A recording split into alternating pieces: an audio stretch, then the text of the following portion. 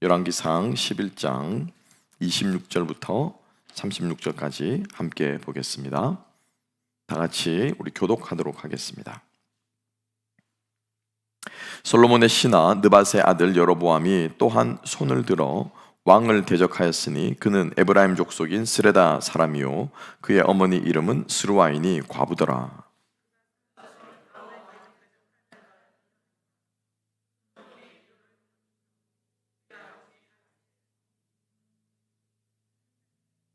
이 사람 여로보암은 큰 용사라. 솔로몬이 이 청년의 부지런함을 보고 세워 요셉 족속의 일을 감독하게 하였더니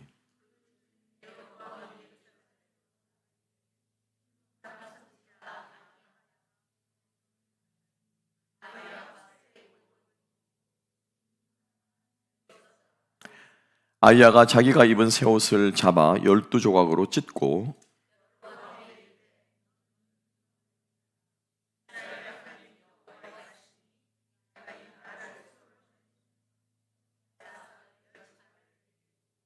오직 내 종 다윗을 위하여 이스라엘 모든 지파 중에서 택한 성읍 예루살렘을 위하여 한 지파를 솔로몬에게 주리니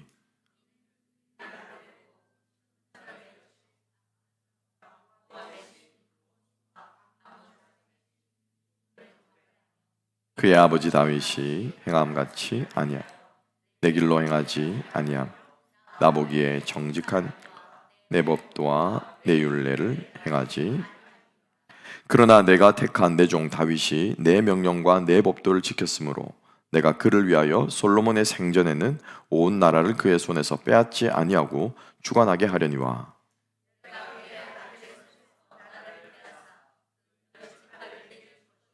다 같이 그의 아들에게는 내가 한 지파를 주어서 내가 거기에 내 이름을 두고자 하여 택한 성읍 예루살렘에서 내 종 다윗이 항상 내 앞에 등불을 가지고 있게 하리라. 아멘. 아멘.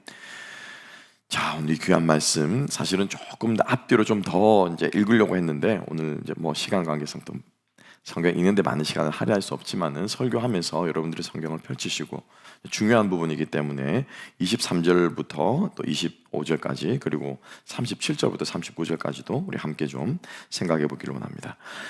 자, 이제 솔로몬의 시대가 이제 마지막으로 이제 끝이 나는데 이 솔로몬의 인생을 하나님께서 어떻게 마무리 지으시는가 하는 하나님의 그 솔로몬의 인생을 마무리 지어 주시는 그 모습을 보면서 우리가 하나님이 기억하시는 게 있다라는 거죠. 여러분 어떻습니까? 여러분들은 여러분들의 인생이 어떻게 마무리 지으시기를 원하세요? 아마 다들 한 번쯤은 막연하게나마 생각은 해보셨지 않을까 싶어요. 그렇죠? 아, 나도 곧 가겠거니 이런 생각들을 한 번쯤은 해보는데 실제적으로 그런 상상을 해보는 것은 그렇게 많지는 않을 것 같습니다. 근데 특별히 주변에 이제 먼저 가시는 분들이 계신다든지 그러시더라고요. 누가 부모님이 먼저 가시는 거는 순서가 되어서 가시나 보다라고 해서 그냥 힘들지만 어렵지만은 받아들이겠는데 형제들이 가는 게 그렇게 힘들다고 그러시더라고요. 왜냐하면은 이 동시대잖아요. 나하고 같이 사는 시대를 사는 이 형제들이 가는 거는 참 마음을 힘들게 하더라라고 얘기하시는 그 말이 제 마음속에 좀 오랫동안 남아 있는 것 같습니다. 주변에 그런 사람들을 보게 되면은 이제 실제적으로 한번 봐지게 되지 않겠습니까? 어떠세요, 여러분? 하나님께서 여러분들의 인생을 어떻게 이렇게 잘 마무리 지어 주시고 또 여러분 다음 때에 어떻게 해주시기를 원하시는 그런 바람이 있는지 모르겠어요. 하나님께서 오늘 우리가 읽은 본문 말씀까지 해서 이제 솔로몬의 생을 마감을 하십니다. 그 마감하는 그 장면을 보면서 모습을 보면서 하나님이 기억하시는 게 있다라는 거죠. 여러분들의 인생의 마지막에 우리 인생의 마지막에 하나님이 기억하는 게 있어요. 우리가 그것을 좀 사모하고 그것을 붙잡으며 갈 수 있다면은 우리가 이 땅을 살아가는 것이 좀 덜 솔로몬의 말처럼 허무하고 그죠? 남는 게 없이 다 간다. 이런 말들을 하지 않고 우리가 마지막을 정말 주님 사모하면서 바라보면서 그렇게 맞이할 수 있지 않을까라는 생각을 좀 해보게 됩니다. 자, 첫 번째로 우리가 좀 기억해야 될 것은요. 솔로몬 우리가 지혜의 대명사였습니다만은 솔로몬의 이 지혜는 결국 결론적으로 얘기하면은 어리석은 지혜였다라는 거예요. 헛똑똑이었다라는 거죠. 그래서 우리가 오늘 이 본문의 말씀을 다시 한번 보면서 하나님께서 우리가 잘 아는 것처럼 그죠? 솔로몬에게 지혜를 주시고 너무 기특하니까는 딴 것도 다 보너스로 다 주셨어요. 부와 귀와 영광과 그죠? 장수와 다 그런 걸 주셨는데 솔로몬은 무엇에만 관심이 있었습니까? 지혜에 관심 있는 것이 아니고 그 부산물이라고 제가 표현을 했었죠, 그죠? 예, 그 껍데기들을 다 사랑한 거예요. 그 중에서 특별히 누구를 더 무엇을 사랑했냐면은 여자를 사랑한 거예요. 예, 여자를 사랑. 솔로몬에게 사랑하는 마음이 크다라고 제가 말씀을 드렸어요. 그래서 하나님이 관심 가지는 그것을 사랑하지 않고 다른 것들을 사랑한 솔로몬을 하나님께서 벌을 주셨습니다. 그죠? 벌을 주셨어요. 참 하나님께서는 그렇게 참 교묘하면서도 지혜로우면서도 하나님의 뜻을 이루어 가시는 것 같아요. 하나님께서 솔로몬이 이 지혜를 얻어서 솔로몬이 사실은 타락하기 시작한 게 뭐냐면은 이 주변에 있는 나라들 있잖아요. 그죠? 주변에 있는 나라들이 이 여자들이 또 혹은 왕들이 자기를 방문하기 시작하면서 솔로몬이 자꾸 그 나라 사람들하고 어떻게 해요? 교류를 맺기 시작하는 거예요. 근데 옛날에는 교류를 맺는 대표적인 방법이 무엇이었습니까? 사돈지간 맺는 거거든요.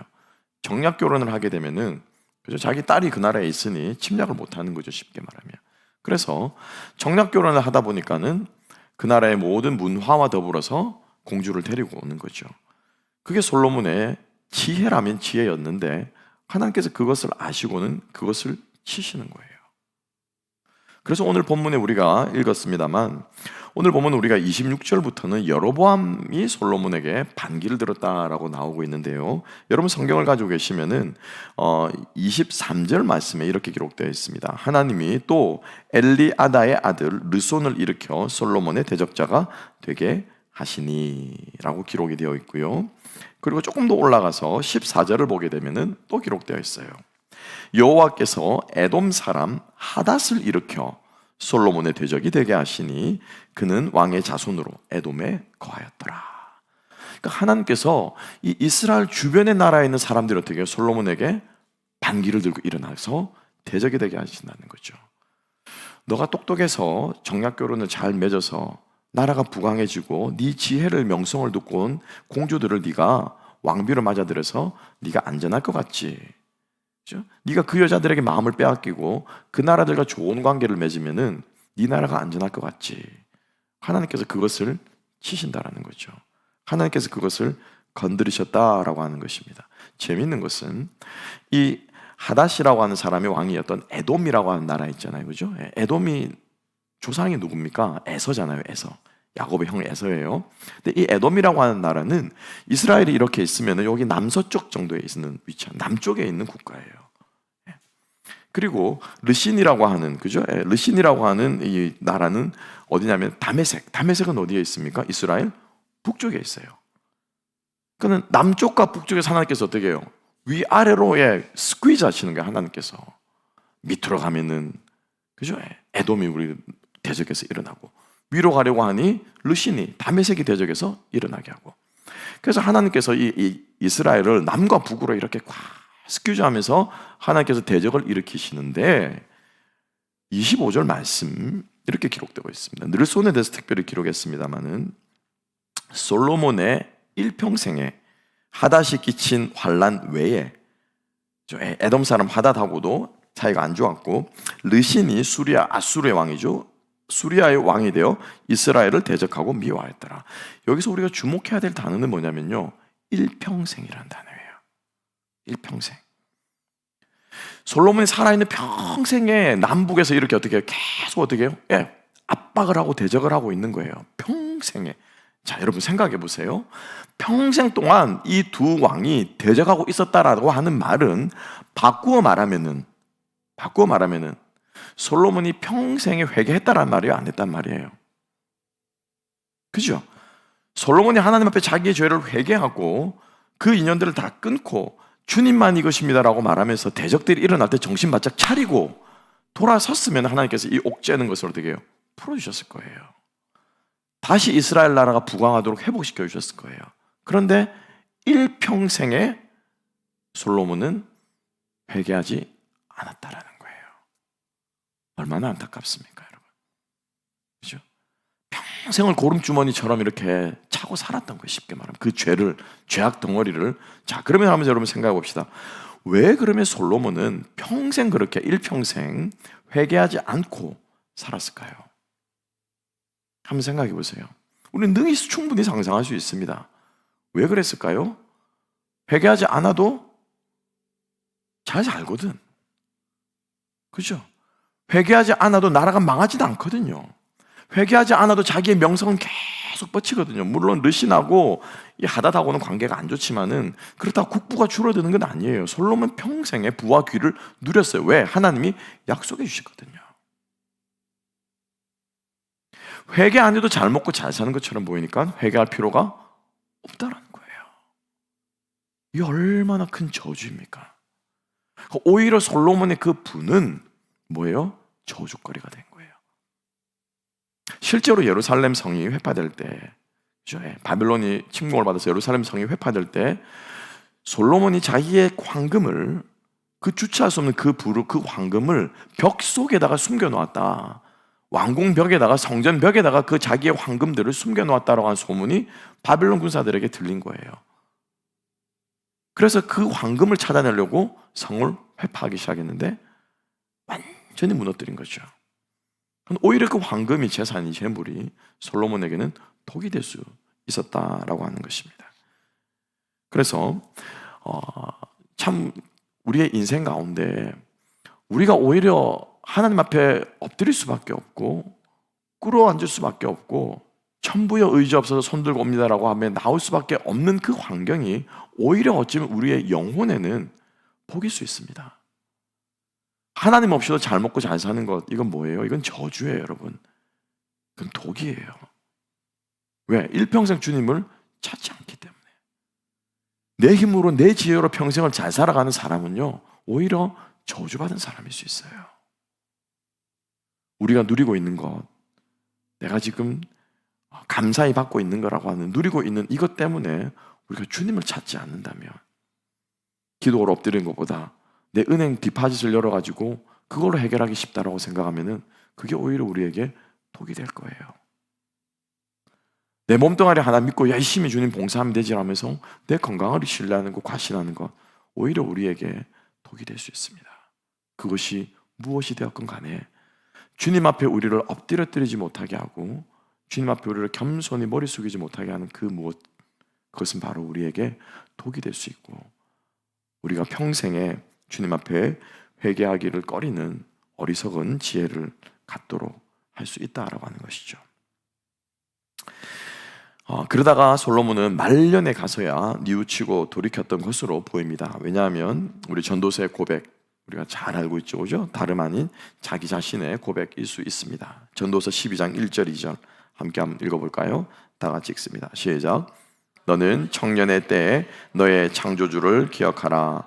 곧 곤고한 날이 이르기 전에 나는 아무 낙이 없다고 할 가깝기 전에 해와 빛과 달과 별들이 어둡기 전에 비 뒤에 구름이 다시야 일어나기 전에 그리하라. 아멘.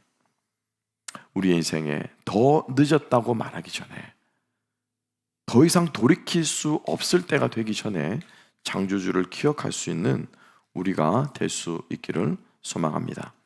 솔로몬은요, 똑똑했을지는 몰라도 하나님을 기쁘시게 해드린 사람은 아니었던 것 같아요. 부귀영화를 누렸을지는 몰라도 하나님의 사람은 아니었던 것 같아요. 자신이 뿌린 죄악의 씨앗에 대해서 아랑곳하지 않고 혼자만 영화롭게 살다가 간 사람이 아마 솔로몬이 아니었을까 생각합니다. 우리는 솔로몬을 다윗의 아들이었다라고 하는 그 사실만으로 솔로몬을 우리가 긍정적으로 많이들 생각합니다. 지혜로운 왕으로들 많이들 생각합니다. 예, 맞습니다. 솔로몬은 분명히 거부와 부인할 수 없는 지혜의 왕이었던 것은 분명합니다. 그런데 여러분, 솔로몬이 뿌린 그 죄악의 씨가 너무 커요. 솔로몬이 허용했던 그 죄악의 씨들이 나중에 우리가 요시야 왕 개혁이라고 하는 우리 열왕기서를 뒷부분에 보면 나옵니다만은, 열왕기 하에 보면 나옵니다만은 감당할 수가 없습니다, 여러분. 요시야가 이제 개혁을 마음 잡고 이제 팍 뒤집으니까는, 여러분 그렇지 않습니까? 이제 집안 청소할 때, 그죠? 예.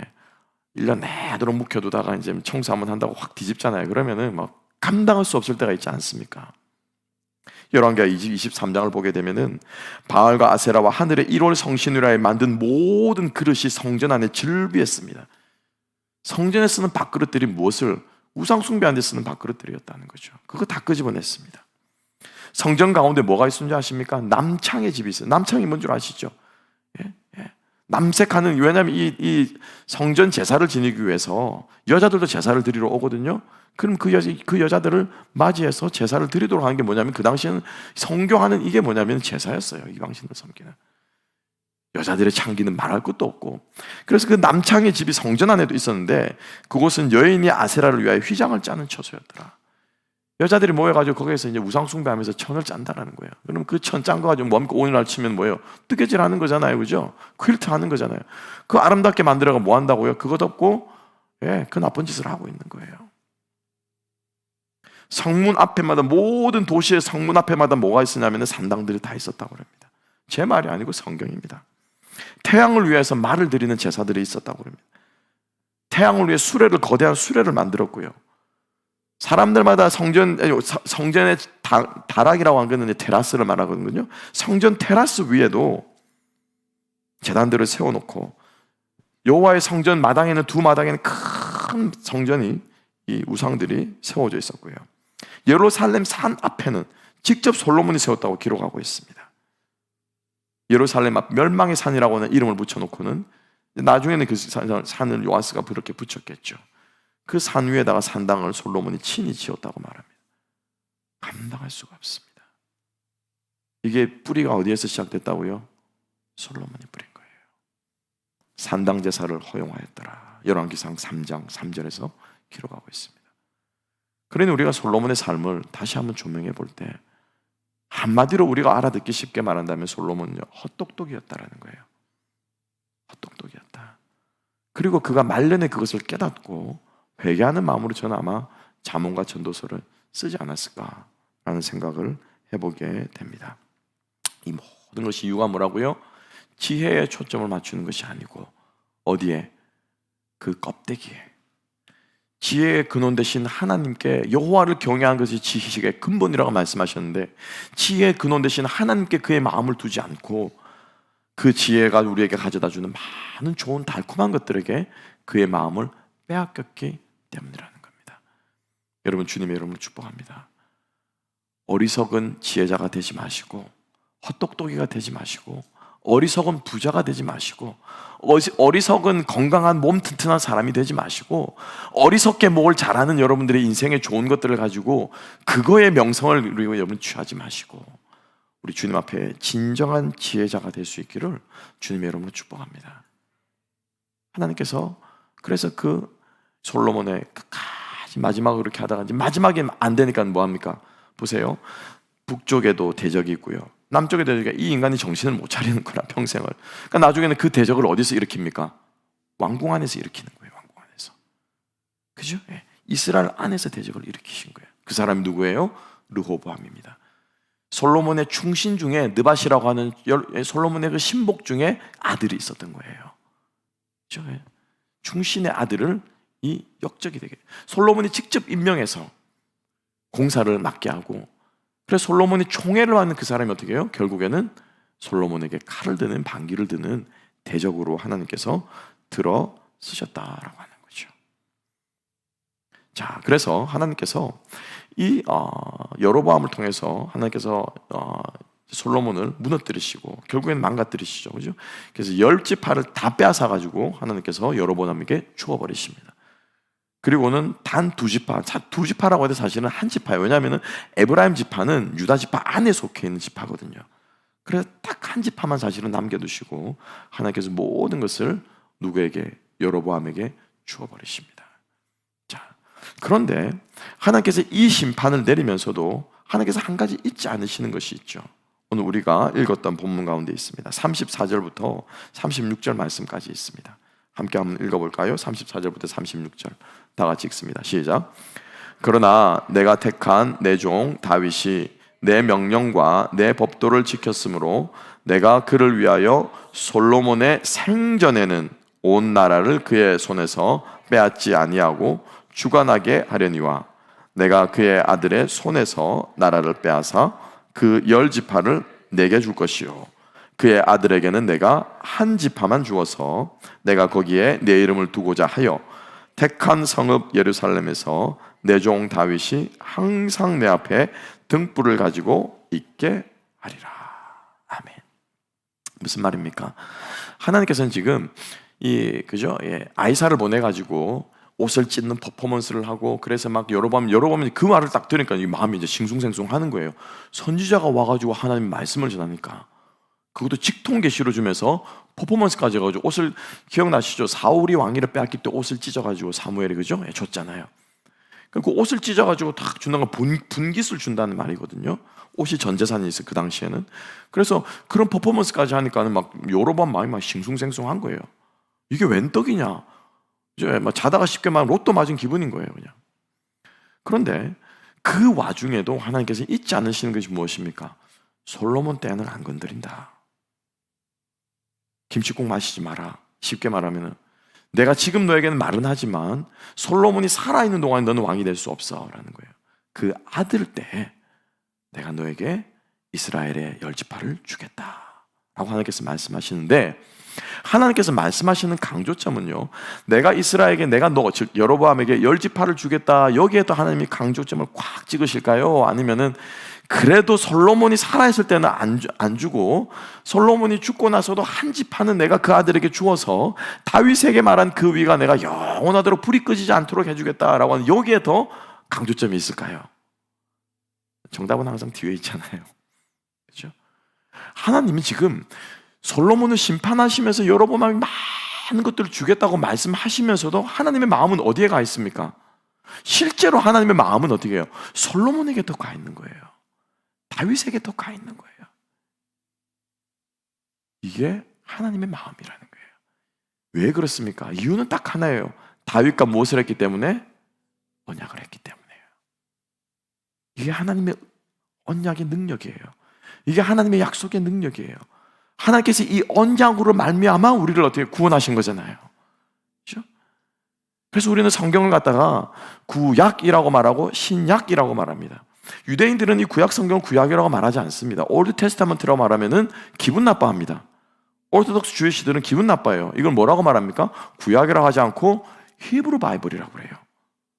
히브리 바이블이라고 그래요. 구약은 니네들이 부르는 거고 이건 우리 성경이야. 따지고 보면 그렇지 않습니까? 그런데 우리 기독교는, 우리 크리스천들은 뭐라고 부릅니까? 구약이라고 부르면 뭐예요? 약속이라는 거예요. 하나님의 약속. 신약, 하나님의 언약이라는 거예요.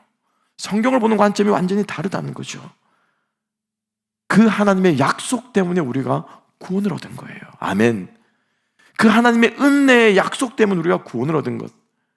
하나님이 그 은혜의 약속을 폐하지 않기 때문에 솔로몬에게, 다윗에게 하신 그 약속에 면면이 이어져 오는 거예요. 그래서 하나님의 마음은 누구에게 들어가 있는 거예요? 여로보암은 사실은 도구예요. 솔로몬 인간 정신 차리라고 쓰시는 도구입니다. 뒷부분에 우리가 이제 내일 다음 주에 보면 알 거예요. 여로보암 이 인간은 솔로몬보다 더했으면 더했지 덜하지 않습니다. 하나님이 잠깐 쓰시는 도구예요. 하나님 마음은요, 다윗의 언약에, 다윗의 가문에 더 가 있다라는 거예요. 이것을 우리는 다른 말로 풀이하면은 뭐라고 말할 수 있을까요? 하나님의 은혜라는 거예요. 하나님의 은혜라는 거예요. 여러분, 하나님의 은혜는 심판 가운데서도 베풀어지는 것이 하나님의 은혜인 줄로 믿습니다. 하나님 우리를 징계하시는 가운데도 하나님 잊지 않은 것이 하나님의 은혜인 줄로 믿습니다. 물론 좋은 거는 하나님께서 은혜 베푸셔서 심판이 안 임하면 제일 좋죠. 그죠? 예. 우리가 심판을 안 내리시면 제일 좋아요. 10지파를 안 빼앗고 솔로몬 정신 차리게 해주면 좋아요. 그런데 이 인간이 죽을 때까지 정신을 못 차리잖아요. 그죠? 이 솔로몬을 제거할 수는 없고, 왜? 다윗에게 한 약속이 있기 때문에 하나님께서 죽을 때까지 정신 차리라고 꽉 목줄을 재고 있는데도 정신을 못 차리는 거예요. 그럼에도 불구하고 하나님께서 참으시고 견디시고 하나님의 심판 가운데서도 베푸시는 것이 뭐냐면은 하나님의 은혜라는 거예요. 여러분 기억하시기 바랍니다. 때로는 우리가 우리 인생 가운데 어려움과 고난을 당합니다. 그죠? 그런데 하나님의 은혜는 그 고난 가운데서도 어떻게 해요? 베풀어진다라는 거예요. 우리는 단순하게 생각하기를 내게 좋은 것 해주면 하나님의 은혜라고 생각해요. 그게 아니라는 거예요. 내게 안 좋은 일이 일어나면 이게 하나님의 은혜라고 생각하지 못한다라는 거예요. 그게 아니죠, 여러분. 그래서 저는 여러분들에게 우리는 은혜의 정의를 다르게 내렸습니다. 은혜가 뭐예요? 우리는 흔히 은혜를 거저 주시는 거라고 생각합니다. 그죠? 자격 없는 죄인에게 베풀어 주시는, 거저 주시는 것이 은혜의 절반은 맞습니다. 성경적인 의미에서 은혜는 무슨 뜻이냐면은 하나님으로부터 온 모든 것이 은혜예요. 그게 은혜예요, 여러분. 하나님이 내게 해주신 모든 것이 뭐냐면은 그게 은혜예요. 찬양의 가사처럼 모든 것이 은혜, 모든 것이 은혜. 내 삶에 당연한 것은 단 하나도 없습니다. 그냥 이루어지는 것은 없습니다. 주님이 간섭하셨고, 주님이 개입하셨고, 주님이 이끄셨고, 주님이 허락하셨기 때문에 이 고난조차도 나에게 이루어지는 것임을 저는 믿습니다. 그래서 이 고난조차도 뭐라고요? 하나님의 은혜입니다.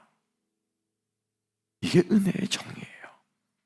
하나님이 당신의 자녀들을 위해서 베풀어 주신 모든 것은 다 뭐예요? 은혜예요. 은혜. 그래서 솔로몬이 자기의 왕위를 뺏긴 것도 사실은 은혜예요. 은혜. 남쪽과 북쪽에 이렇게 있는 이 대적안에 일어난 이 사람도 사실은 솔로몬에게 있어서는 은혜예요. 왜? 정신 차리라고 그러지 않은 거잖아요. 정신 차리라고. 여로보암도 어떻게 보면 하나님의 은혜의 도구라는 거죠. 그럼 기억합시다. 이 하나님의 다윗의 언약, 이 약속을 잊지 않고 솔로몬에게 내리는 심판 가운데서도 하나님은 은혜를 베푸셨습니다. 그래서 그의 생애는 망하지 않고 그의 아들 때 하나님께서 이 여로보암에게 약속하신 것을 하나님께서는 실행하셨습니다. 내 힘으로, 내 실력으로, 또 내게 주신 것으로 내가 사는 것이 아니라 우리는 하나님의 은혜로 살아가는 존재들인 줄로 믿습니다. 우리가 이 은혜를 붙잡을 때 우리가 주님께서 우리와 함께 하시는 주님의 능력을 경험하게 될 줄로 믿습니다. 마지막으로 함께 볼 것은요, 그리고 나서 하나님께서 여로보암에게 열 지파를 주셨습니다. 그죠? 그리고 나서 하나님께서 여로보암에게 명령을 하나를 내리셨어요. 함께 한번 볼까요? 마지막으로 좀 주목해 볼 본문은 우리 37절부터, 오늘 본문에 나와 있지 않습니다만 38절까지 두 구절인데요. 37절부터 38절, 여러분 성경을 가지시고 함께 한번 제가 봉독하게 다 같이 한번 읽어볼까요? 시작. 내가 너를 취하리니 너는 네 마음에 원하는 대로 다스려 이스라엘 위에 왕이 되되, 내가 만일 내가 명령한 모든 일에 순종하고 내 길로 행하며 내 눈에 합당한 일을 하며 내 종 다윗이 행함과 같이 내 율례와 명령을 지키며 내가 너와 함께 있어 내가 다윗을 위하여 세운 것 같이 너를 위하여 견고한 집을 세우고 이스라엘을 내게 주리라. 아멘. 아멘. 놀라운 명령을 하나님께서 여로보암에게 해주고 있습니다. 놀라운 개런티를 해주고 있어요. 뭔 줄 아십니까? 첫 번째로는 하나님께서 뭐라고 말씀하시냐면요, 네 마음에 원하는 대로 다 하라는 거예요. 실제로 네가 원하는 대로 다 뭐라냐면 다스리라는 거예요. 오늘 말씀 그대로 네가 원하는 모든 것을 컨트롤하고 룰 오버하고 지배하라는 거예요. 네 마음대로. 여러분, 우리 마음대로 하면 돼요, 안 돼요? 우리 마음대로 하면 됩니까, 안 됩니까? 하나님의 뜻대로 해야 되잖아요, 그렇죠? 근데 하나님께서 여로보암에게 이상한 말씀하셨어요. 네 마음에 원하는 대로 해서 왕이 되어라는 거예요. 와, 지금 뭐 하자는 거지? 그러고 나서 바로 이어지는 곳에 어떻게 해요? 하나님께서 딱 토를 다십니다. 네 마음대로 하되 그 네 마음을 써서, 그죠? 네 욕망, 영어 성경에 desire거든요. 네페시라고 하는 영혼인데 네 영혼이 가는, 네 마음이 가는 그 네 desire를 써서 하는데 무엇을 따라? 내 명령을 따라, 내 율례를 따라 순종하면 마지막이 기가 막힙니다, 여러분. 마지막이 기가 막혀요. 뭐라고 말씀하십니까? 마지막. 내가 너와 함께 있어 내가 다윗을 위하여 세운 것 같이 누구를 위하여? 너를 위해서도 내가 견고하게 세워줄게. 와, 너를 위해서도. 그게 여로보암이 일평생에 하나님 말씀에 순종했으면 무슨 언약? 여로보암 언약도 생길 뻔한 거예요, 쉽게 말하면. 그죠? 영원히 여로보암의 자손이 멸망치 않고 왕위를 할 수 있는 그 여로보암 언약도 생길 뻔한 거예요, 한 거예요. 하나님이 지금 여로보암에게 놀라운 축복을 해주고 계시는 거예요. 놀라운 명령을 하고 있습니다. 우리는 이 여로보암에게 주신 이 명령을 여러분 자세히 보면은 한 가지 명령이 생각이 납니다. 네 마음대로 해라. 그런데 내 뜻대로 해라. 그죠? 내 명령에 순종해라. 네가 하고 싶은 대로 다 할 수 있어. 그런데 내 명령에 순종해. 이거 여러분 어디서 들어보셨습니까? 하나님이 아담에게 뭐라고 하셨습니까? 동산의 모든 열매들은 뭐 하라고요? 네 임의로, 임의가 뭡니까? 네 마음대로 따먹으래요. 다 먹으래요. 근데 뭐만 하지 말라는 거예요? 동상 중앙에 있는 그 열매만 먹지 말라는 거예요. 네가 하고 싶은 대로 다 하라는 거예요. 여로보암대로. 그런데 뭘 하라는 거예요? 내 명령에만 순종하라는 거예요. 명령에만. 사실 이 여로보암에게 내려주신 하나님의 명령은 하나님께서 에덴에서 말씀하신, 아담에게 말씀하신 에덴의 명령과 똑같은 명령입니다. 그리고 어마어마한 축복을, 다윗 왕조에게 내린 그 축복을 하나님께서 여로보암에게도 주시겠다고 약속하신 겁니다. 메시아의 언약 아니겠습니까? 네 왕조에서, 그죠? 메시아가 나겠다고 하는 이 어마어마한 축복을 여로보암에게도 주시겠다라고 하고, 하나님은 놀라운 복을 여로보암에게 주고 계신다고 하는 것을 우리가 오늘 잊지 않고 우리가 좀 붙잡을 수 있기를 소망합니다. 하나님의 변함없는 명령이에요. 이 명령은 오늘날 우리들에게도 여러분 동일합니다. 동일해요. 모든 인간에게, 인류들에게, 특별히 하나님을 믿는 당신의 자녀들에게 하나님께서 우리에게 주신 명령이에요. 여러분 마음대로 하십시오. 여러분들이 원하는 대로 여러분들의 인생을 그려갈 수 있습니다. 여러분들이 원하는 것을 할 수 있습니다.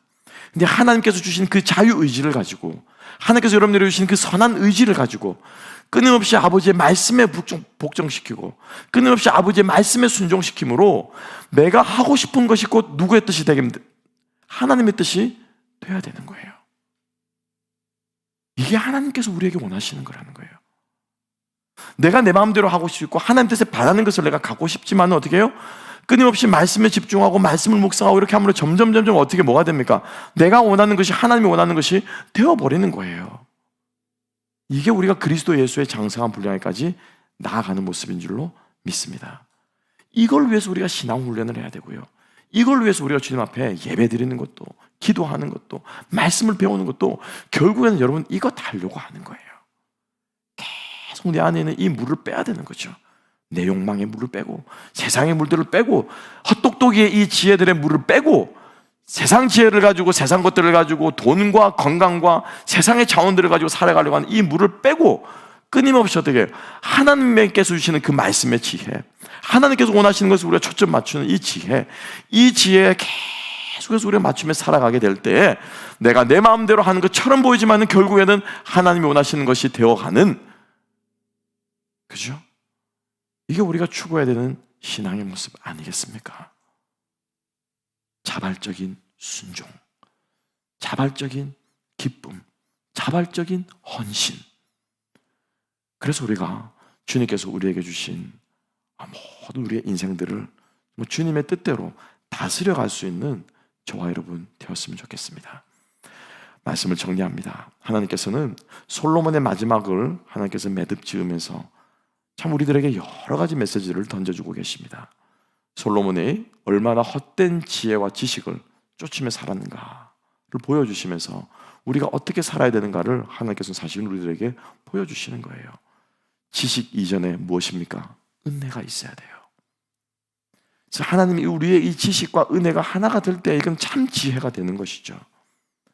지식과 함께 무엇이 가야 됩니까? 하나님의 말씀과 명령에 순종하는 삶이 함께 가게 될 때 이것은 참 지혜가 되는 것입니다. 솔로몬의 삶의 마지막을 하나님께서는 우리들에게 이렇게 던져주고 있습니다. 나의 은혜를 구하고 또 나의 말씀을 구할 때 내가 너에게 준 모든 자원들, 지식이면 지식, 지혜면 지혜, 건강이면 건강, 이것들이 참으로 나를 위해 쓸 수 있는 자원이 될 것이다. 주님께서 오늘 이 저녁에 우리들에게 말씀하고 있습니다. 여러분 다시 한번 우리의 인생을 돌아봅시다. 몇 년 더 살 수 있을까요? 아무도 모르죠. 그렇죠? 예. 여러분들의 인생이 어떻게 마무리 지어지기를 원하십니까? 하나님께서 여러분들의 인생 마지막을 보면서 어떻게 여러분들의 마지막 호흡을 거둬가기를 원하십니까? 그때 우리는 주님 앞에 뭐라고 얘기하고 뭐라고 이야기할 수 있을까요? 주님, 나 이것 하다 왔습니다. 내가 너에게 80년이란 세월을 주었고, 내가 너에게 2자녀를 주었고, 내가 너에게 이러이러한 재물들을 주었고, 내가 너에게 이러이러한 건강을 주었고, 젊음의 때를 주었고, 내가 너에게 이러이러한 교회를 주었고, 내가 너에게 이 모든 인생의 것들을 주었는데 너는 뭐 하다 왔느냐? 주님께서 물으실 때 우리 뭐라고 대답하겠습니까? 우리 주님 앞에 우리에게 주신 것들을 주님의 뜻대로 사용하고 올려드릴 수 있는 저와 여러분 될 수 있기를 주님의 이름으로 축복합니다. 기도하겠습니다. 주님 감사합니다. 어리석은 지혜의 왕 솔로몬의 모습을 보면서 다시 한번 우리의 삶을 돌아보게 하시고, 하나님께서 그의 삶을 마감하시고 심판하시는 그 모습 속에서도 주님께서 잊지 않으시는 주님의 그 은혜와 주님께서 잊지 않으시는 우리에게 말씀하시는 그 말씀의 능력과 말씀의 명령을 다시 한번 저희들이 이 저녁에 붙잡게 하여 주시기를 간절히 바라옵고 소망합니다. 세상을 이길 수 있는 것은 주님의 은혜, 우리가 세상 가운데 승리할 수 있는 것은 아버지의 말씀밖에 없음을 다시 한번 기억하고, 아버지의 은혜와 말씀이 우리에게 주신 좋은 달란트와 함께 되어서 연합하여서 주님의 뜻을 이루며 살아가는 우리 모두가 되게 하여 주시옵소서. 감사하며 모든 말씀 예수님 이름으로 기도합나이다. 아멘. 우리